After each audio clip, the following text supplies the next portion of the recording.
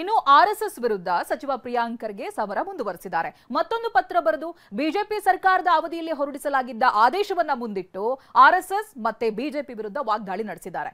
ಕ್ಯಾಬಿನೆಟ್ನಲ್ಲೂ ಆರ್ಎಸ್ಎಸ್ಗೆ ನಿರ್ಬಂಧ ಹಾಕುವ ಬಗ್ಗೆ ಚರ್ಚೆ ನಡೀತಾ ಇದ್ದು ಇಂದೇ ಆದೇಶ ಹೊರಬೀಳುತ್ತಾ ಅನ್ನೋ ಕುತೂಹಲ ಮೂಡಿದೆ.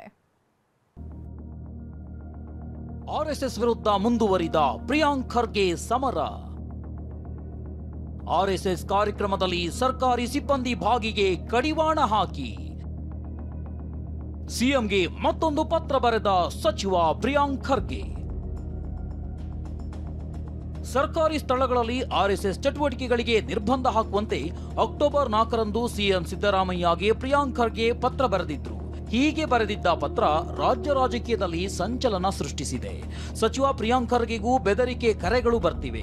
ಹೀಗಿರುವಾಗಲೇ ಸಚಿವ ಪ್ರಿಯಾಂಕ್ ಖರ್ಗೆ ಮತ್ತೊಂದು ಪತ್ರ ಬರೆಯುವ ಮೂಲಕ ಆರ್ಎಸ್ಎಸ್ ವಿರುದ್ಧ ಸಮರ ಮುಂದುವರಿಸಿದ್ದಾರೆ.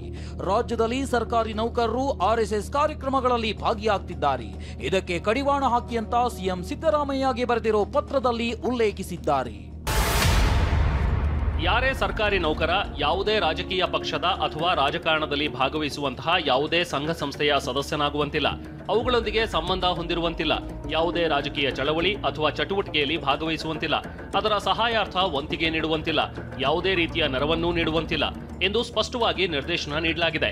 ಆದರೂ ಇತ್ತೀಚಿನ ದಿನಗಳಲ್ಲಿ ರಾಷ್ಟ್ರೀಯ ಸ್ವಯಂ ಸೇವಕ ಸಂಘ ಮತ್ತು ಇತರೆ ಸಂಘ ಸಂಸ್ಥೆಗಳು ಹಮ್ಮಿಕೊಳ್ಳುವ ಕಾರ್ಯಕ್ರಮಗಳು ಹಾಗೂ ಚಟುವಟಿಕೆಗಳಲ್ಲಿ ಸರ್ಕಾರಿ ಅಧಿಕಾರಿಗಳು ನೌಕರರು ಭಾಗವಹಿಸುವುದನ್ನು ಗಮನಿಸಲಾಗಿದೆ. ಆದ್ದರಿಂದ ರಾಜ್ಯದ ಸರ್ಕಾರಿ ಅಧಿಕಾರಿ ಮತ್ತು ನೌಕರರು ರಾಷ್ಟ್ರೀಯ ಸ್ವಯಂ ಸೇವಕ ಸಂಘ ಮತ್ತು ಇತರೆ ಸಂಘ ಸಂಸ್ಥೆಗಳು ಹಮ್ಮಿಕೊಳ್ಳುವ ಕಾರ್ಯಕ್ರಮಗಳಲ್ಲಿ ಭಾಗವಹಿಸುವುದನ್ನು ಕಟ್ಟುನಿಟ್ಟಾಗಿ ನಿಷೇಧಿಸಿದೆ. ಇದನ್ನು ಉಲ್ಲಂಘಿಸುವ ಅಧಿಕಾರಿ ನೌಕರರ ವಿರುದ್ಧ ಶಿಸ್ತು ಕ್ರಮ ತಿಳಿಸುವ ಸುತ್ತೋಲೆಯನ್ನ ಹೊರಡಿಸಲು ಸಂಬಂಧಪಟ್ಟವರಿಗೆ ಸೂಕ್ತ ನಿರ್ದೇಶನ ನೀಡುವಂತೆ ಕೋರಿದೆ. ಗೌರವಗಳೊಂದಿಗೆ ಪ್ರಿಯಾಂಕ್ ಖರ್ಗೆ. ಯಾರೇ ಸರ್ಕಾರಿ ನೌಕರರ ರಾಜಕೀಯ ಪಕ್ಷ ಅಥವಾ ರಾಜಕಾರಣದಲ್ಲಿ ಭಾಗವಹಿಸುವಂತಿಲ್ಲ, ಸಂಘ ಸಂಸ್ಥೆ ಸದಸ್ಯರಾಗುವಂತಿಲ್ಲ. ಇತ್ತೀಚೆಗೆ ಆರ್ಎಸ್ಎಸ್ ಕಾರ್ಯಕ್ರಮದಲ್ಲಿ ಸರ್ಕಾರಿ ಸಿಬ್ಬಂದಿ ಭಾಗಿಯಾಗ್ತಿದ್ದಾರೆ. ಈ ಬಗ್ಗೆ ಶಿಸ್ತು ಕ್ರಮ ಕೈಗೊಳ್ಳಿ ಅಂತ ಪ್ರಿಯಾಂಕ್ ಖರ್ಗೆ ಮನವಿ ಮಾಡಿದ್ದಾರೆ. ಈ ಬಗ್ಗೆ ಮಾತನಾಡಿರೋ ಪ್ರಿಯಾಂಕ್ ಖರ್ಗೆ, ಸಂಘಟನೆ ಬಗ್ಗೆ ಆಸಕ್ತಿ ಇದ್ರೆ ನೌಕರಿ ಬಿಟ್ಟು ಹೋಗಿ, ಆದರೆ ಸರ್ಕಾರಿ ಸಂಬಳ ತೆಗೆದುಕೊಂಡು ಸಂಘಟನೆ ಜೊತೆ ಓಡಾಡೋದು ಯಾಕೆ ಅಂತ ಪ್ರಶ್ನಿಸಿದ್ದಾರೆ. ಸರ್, ನೀವು ಯಾವುದೇ ಸಂಘಟನೆಯಲ್ಲಿ ವೈಯಕ್ತಿಕವಾಗಿ ನಿಮಗೆ ಆಸೆ ಇದ್ರೆ ಹೋಗಿ ಸೇರಿ, ಸರ್ಕಾರಿ ನೌಕರಿ ಬಿಟ್ಟು ಸೇರಿ. ಯಾಕಂದ್ರೆ ನೀವು ಒಂದ್ಸರಿ ಸರ್ಕಾರಿ ನೌಕರಿಗೆ ಬಂದಾಗ ನಿಮ್ಮದಾದಂಥ ಒಂದು ಸರ್ವಿಸ್ ರೂಲ್ಸ್ ಇದೆ, ಕಾಂಡಕ್ಟ್ ರೂಲ್ಸ್ ಇದೆ. ಈಗ ಒಂದು ಸಂಘಟನೆ ಯಾವುದು ಒಂದು ರಾಜಕೀಯ ಪಕ್ಷಕ್ಕೆ ಬೆಂಬಲ ನೀಡುತ್ತೆ ಅಂದ್ರೆ ಅದಕ್ಕೆ ನಾವು ಹೋಗ್ಬೋದಾ? ಸರ್ಕಾರದಿಂದ ಸಂಬಳ ತಗೋತಾರೆ, ಇಂಥ ಸಂಘಟನೆಗಳ ಜೊತೆ ಓಡಾಡ್ತಾರೆ. ಈ ಸಂಘಟನೆ ಯಾವ ರಾಜಕೀಯ ಪಕ್ಷದ ಜೊತೆ ಜೋಡಣೆ ಆಗಿದೆ ಹೇಳಿ? ಪೊಲಿಟಿಕಲ್ ಅಲ್ವಾ? ಪೊಲಿಟಿಕ್ಸ್ನಲ್ಲಿ ಪಾರ್ಟಿಸಿಪೇಟ್ ಮಾಡ್ಬೋದಾ? ಪೊಲಿಟಿಕಲ್ ಪಾರ್ಟಿ ಆಕ್ಟಿವಿಟೀಸು ಅಥವಾ ಅಲೈಡ್ ಆಕ್ಟಿವಿಟೀಸ್ನಲ್ಲಿ ಪಾರ್ಟಿಸಿಪೇಟ್ ಮಾಡ್ಬೋದಾ ಸರ್ಕಾರಿ ನೌಕರು? ಇನ್ನು ಸರ್ಕಾರಿ ಶಾಲಾ ಆವರಣದಲ್ಲಿ ಚಟುವಟಿಕೆಗಳಿಗೆ ಕಡಿವಾಣ ಹಾಕುವ ವಿಚಾರವಾಗಿ ಬಿಜೆಪಿ ಸರ್ಕಾರದ ಅವಧಿಯಲ್ಲಿ ಹೊರಡಿಸಿದ್ದ ಆದೇಶವನ್ನ ಪ್ರಿಯಾಂಕ್ ರಿಲೀಸ್ ಮಾಡಿದ್ದಾರೆ.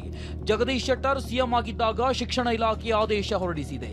ಸರ್ಕಾರಿ ಶಾಲೆಗಳಲ್ಲಿ ಶಿಕ್ಷಣ ಹೊರತುಪಡಿಸಿ ಬೇರೆ ಚಟುವಟಿಕೆಗಳಿಗೆ ಅವಕಾಶ ನೀಡಬಾರದೆಂದು ಆದೇಶವಿದೆಯಂತ ಆದೇಶ ಪ್ರತಿ ತೋರಿಸಿದ್ದಾರೆ. ಇದಕ್ಕೆ ತಿರುಗೇಟು ಕೊಟ್ಟಿರೋ ಆರ್ ಅಶೋಕ್, ಆದೇಶ ಕೇವಲ ಶಾಲೆಗೆ ಮಾತ್ರ, ಮೈದಾನಗಳಿಗಲ್ಲ ಅಂತ ಹೇಳಿದ್ದಾರೆ. ಇಲ್ಲಿ ನೋಡಿ, ಇಲ್ಲಿ ನೀವು ಎಷ್ಟೆಲ್ಲ ಬೈತಾ ಇದ್ರಲ್ಲ ಬಿಜೆಪಿ ಅವರು ನನಗೆ.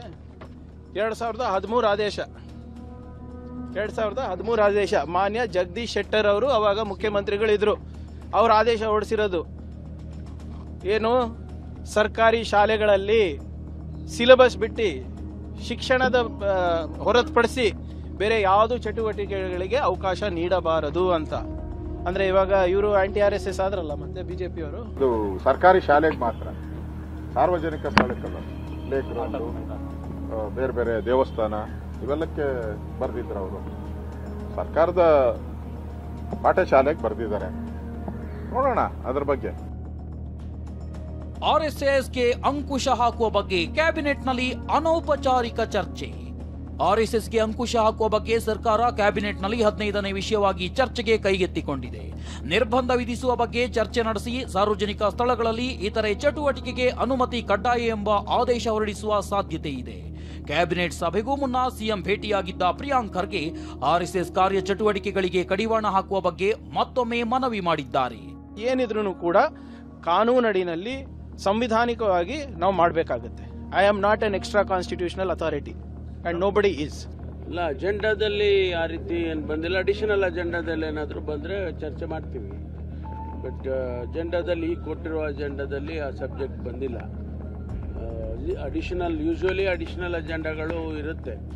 ಅದರಲ್ಲಿ ಏನಾದರೂ ಬಂದರೆ ಚರ್ಚೆ ಮಾಡಿ ಒಂದು ತೀರ್ಮಾನಕ್ಕೆ ಬರ್ತೀವಿ. ಆರ್ಎಸ್ಎಸ್ ವಿರುದ್ಧ ಮುಗಿಬಿದ್ದಿರೋ ಪ್ರಿಯಾಂಕ್ ಖರ್ಗೆಗೆ ಆರ್ ಅಶೋಕ್ ತಿರುಗೇಟು ಕೊಟ್ಟಿದ್ದಾರೆ. ಕೇವಲ ಆರ್ಎಸ್ಎಸ್ ಪಠಣೆ ಮಾಡಿಕೊಂಡು ಬೆಂಗಳೂರಿಗೆ ಬರಬೇಕಿದ್ದ ಉದ್ಯೋಗಾವಕಾಶಗಳು ಕೈತಪ್ಪಿವೆ ಎಂದಿದ್ದಾರೆ. ಗೂಗಲ್ ಎಐ ಹಬ್ ಆಂಧ್ರ ಪಾಲಾಯಿತು ಅಂತ ಕುಟುಕಿದ್ದಾರೆ. ವೈಫಲ್ಯಗಳನ್ನ ಮುಚ್ಚಿಕೊಳ್ಳಲು ಸಿದ್ದರಾಮಯ್ಯ ಹೇಳಿ ಮಾಡಿಸ್ತಿದ್ದಾರೆ ಅಂತ ಆರೋಪಿಸಿದ್ದಾರೆ. ನೀವು ಇಲ್ಲಿ ಆರ್ ಎಸ್ ಎಸ್ ಅಂದ್ಕೊಂಡು 30,000 ಉದ್ಯೋಗ ರಾಜ್ಯದ ಜನರಿಗೆ 30,000 ಉದ್ಯೋಗ ಸಿಗುವಂತ ಆಂಧ್ರ ಪಾಲಾಗೋಯ್ತಲ್ಲ. ಬರೀ ಆರ್ ಎಸ್ ಎಸ್ ಅಂತ ಪಟ್ನಾ ಮಾಡಿ 30,000 ಉದ್ಯೋಗವನ್ನ ಹಾಳು ಮಾಡಿದ್ರಲ್ಲ ನೀವು, ಮನೆ ಆಳ್ರು ಕಾಂಗ್ರೆಸ್ ಅವರು. ನಿಮ್ಗೆ ಅಭಿವೃದ್ಧಿ ಬೇಕಾ, ಈಗ ಟೀಕೆ ಬೇಕಾ? ಆರ್ ಎಸ್ ಎಸ್ ನ ಟೀಕೆ ಮಾಡೋದು ಬೇಕಾ? ಈ ತರದ ಒಂದು ಕಂಪನಿಗಳು ಕರ್ನಾಟಕಕ್ಕೆ ಬೆಂಗಳೂರಿಗೆ ಬಂದಿದ್ರೆ ನಮ್ಗೆ ಉದ್ಯೋಗ ಸಿಗ್ತಾ ಇತ್ತು, ಸರ್ಕಾರ ಖಜಾನೆಗೆ ಹಣ ಬರ್ತಾ ಇತ್ತು. ಪ್ರಿಯಾಂಕ ಖರ್ಗೆ ವಿಚಾರ ಅಲ್ಲ ಇದು, ಸಿದ್ದರಾಮಯ್ಯನೇ ಹೇಳಿ ಮಾಡಿಸಿರೋವಂಥದ್ದು. ಇದು ನಾಟಕ ಅಷ್ಟೇ. ಪ್ರಿಯಾಂಕ ಖರ್ಗೆನ ಬಲಿಪಶು ಮಾಡ್ತಾ ಇದ್ದಾರೆ ಅಷ್ಟೇ. ಇದು ಸಿದ್ದರಾಮಯ್ಯನವರು ಹೇಳಿ ಮಾಡಿಸಿರೋವಂಥದ್ದು. ಇದು ಇಲ್ಲಿಂದ ಡೈವರ್ಟ್ ಮಾಡಕ್ಕೋಸ್ಕರ, ರಸ್ತೆಗಳೆಲ್ಲ ಹಳ್ಳ ಬಿದ್ದಿದೆ ಕಸ ಅಂತ ಹೇಳಿ ಇದನ್ನ ಡೈವರ್ಟ್ ಮಾಡಕ್ಕೋಸ್ಕರ ಆರ್ ಎಸ್ ಎಸ್ ವಿಚಾರವನ್ನ ಚಾಲ್ತಿಗೆ ತಂದಿದ್ದಾರೆ. ಅತಾ ಮೈಸೂರಿನ ಚಲುವಾಂಬಾ ಪಾರ್ಕ್ನಲ್ಲಿ ಐ ಲವ್ ಆರ್ಎಸ್ಎಸ್ ಅಭಿಯಾನ ನಡೆಸಲಾಗಿದೆ. ಮಾಜಿ ಸಂಸದ ಪ್ರತಾಪ್ ಸಿಂಹ, ಹಿಂದೂ ಪರ ಹೋರಾಟಗಾರರು, ಆರ್ಎಸ್ಎಸ್ ಅಭಿಮಾನಿಗಳು ಭಾಗಿಯಾಗಿದ್ದರು. Bureau report, ಟಿವಿ9.